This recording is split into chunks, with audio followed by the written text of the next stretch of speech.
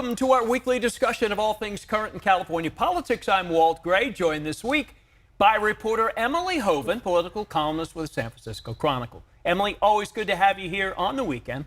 Now, Steve Garvey is a Republican, former great baseball player, Dodgers and Padres. He's going to be running for Dianne Feinstein's seat. Is this a serious candidacy? I mean, he's well known, but he's also 75. Yeah, well, I think it's interesting because in California's sort of jungle primary situation where all these candidates are competing to be the top two to enter into the general election in November, there are so many prominent Democrats running for this seat. We have Adam Schiff, Katie Porter, Barbara Lee, and some others as well. I think there is some sense that potentially there will be enough Democrats that they could split the vote enough that if there's one prominent Republican like Steve Garvey, a lot of the vote could consolidate behind him, and then he could end up in the top two in November. And there was a poll that came out recently that showed he was actually polling in second place currently. Wow. And I think that has a lot of Democrats kind of on high alert. And it's also noteworthy that the four of those candidates are going to be having a debate later this month, kind of indicating just that they're all sort of at the same level right now.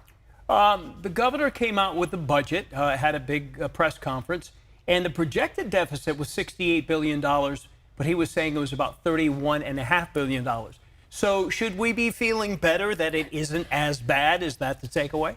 Well, I think it's a lot of TBD at this moment in time. There are a lot of different projections, but the reality is that we won't really have a better sense of where California's actual budget stands until May or June, which is when they have more updated projections that come through based on tax receipts, and they can kind of craft a budget. But I think even from this initial budget presentation, we can see that there are going to be some tough choices on the horizon. The governor did make some proposed cuts to some climate programs, some housing programs, some social safety net programs, and we're seeing Republicans basically say that he needs to roll back this increase to Medi-Cal that now covers all undocumented immigrants who are eligible based on their income. And so I think we're going to see a lot of fighting, a lot of lawmakers, trying to protect programs that they're especially passionate about. But there's going to be tough choices. I think no matter how big the deficit, that's the reality. Let's talk about Prop 47, which is probably the most talked about, one of the most talked about things in our state. There is some move to amend it, reform it. The governor has mentioned some things. A couple of Democratic lawmakers have said so. What do you see happening with this?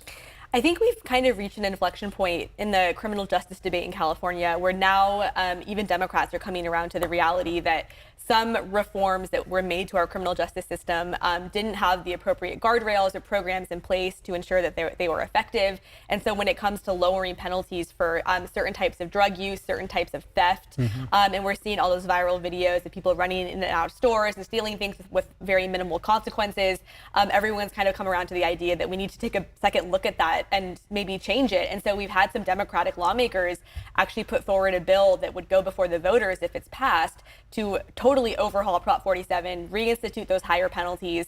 And the governor didn't go quite so far as that, but he did say that he wants to put forward a package of proposals that would basically make really clear that prosecutors can stack a bunch of those lower level misdemeanors together and then have a higher charge. So it's going to be really interesting to see how the debate unfolds over the next couple of months. Yeah, people are really anxious to see this kind of smash and grab stuff ending. It just became a virus this year.